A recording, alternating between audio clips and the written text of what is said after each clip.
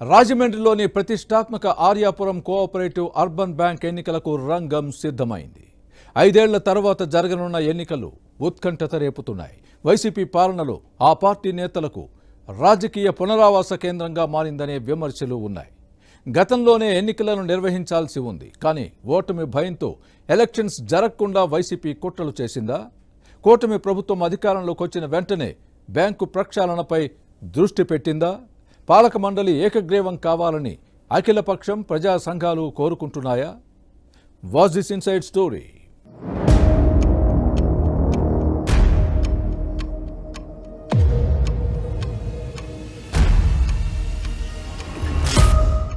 Rajahmundry Aryapuram cooperative urban బ్యాంకుకు చారిత్రక నేపథ్యం ఉంది. ఉమ్మడి ఆంధ్రప్రదేశ్లో ప్రథమ శ్రేణి బ్యాంకుగా గుర్తింపు తెచ్చుకుంది. 100 ఏళ్లకు పైబడి ఖాతాదారులకు సేవలు అందిస్తోంది. ప్రజా ప్రయోజనాల కోసం చేసిన ఈ బ్యాంకు ప్రతిష్టను వైసీపీ సర్కార్ దిగజార్చింది.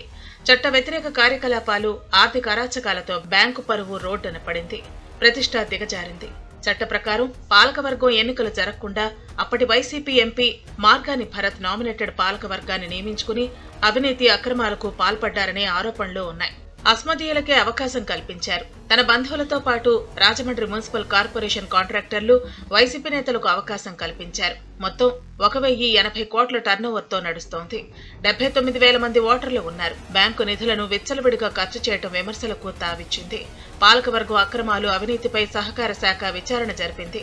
అక్రమాల చిట్టా తయారు చేసినా చర్యలు తీసుకోకుండా అప్పటి ఎంపీ భరత్ చక్రం తిప్పారు. అయితే కూటమి ప్రభుత్వం అధికారంలోకి రావడంతో బ్యాంకు వ్యవహారాలపై దృష్టి పెట్టింది. చట్ట ప్రకారం ఎన్నికలు నిర్వహించేందుకు చర్యలు చేపట్టింది.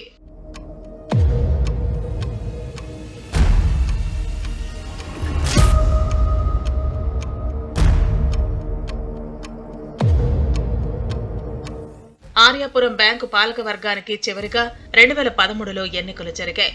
కాంగ్రెస్ పార్టీ ప్యానెల్ నుంచి గెలిచిన చల్లా శంకర్రావు పాలకవర్గంపై ఆరోపణలు వచ్చాయి.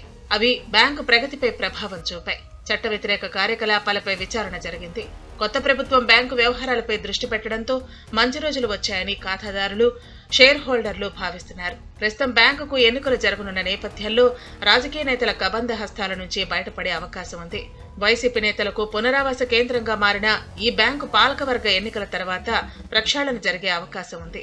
రాజకీయాలకు అతీతంగా పనిచేసే వారితో పాటు బ్యాంకు పాలనపై అవగాహన ఉన్నవారు, అభివృద్ధికి పాటుపడేవారు పాలకవర్గ సభ్యులుగా ఉంటే ఆర్యాపురం కోఆపరేటివ్ అర్బన్ బ్యాంకుకు పూర్వ వైభవం వచ్చే అవకాశం ఉంటుంది.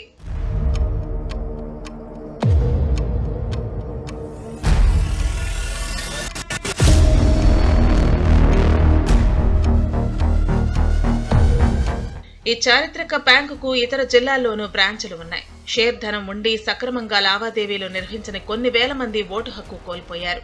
అర్హత పొందిన వారిలో కూడా ఓవర్ డ్యూస్ ఉంటే ఓటు కోల్పోతారు. నిర్ణీత గడువులోపే బకాయిలు చెల్లించిన వారికి ఓటు హక్కు ఉంటుంది. మొత్తం 12 మంది డైరెక్టర్లను ఎన్నుకుంటారు. చివరగా 2013లో ఎన్నికలు జరిగాయి. 2018లో తిరిగి జరగాల్సి ఉంది. కానీ 2019 సార్వత్రిక ఎన్నికల నేపథ్యంలో వాయిదా వేశారు.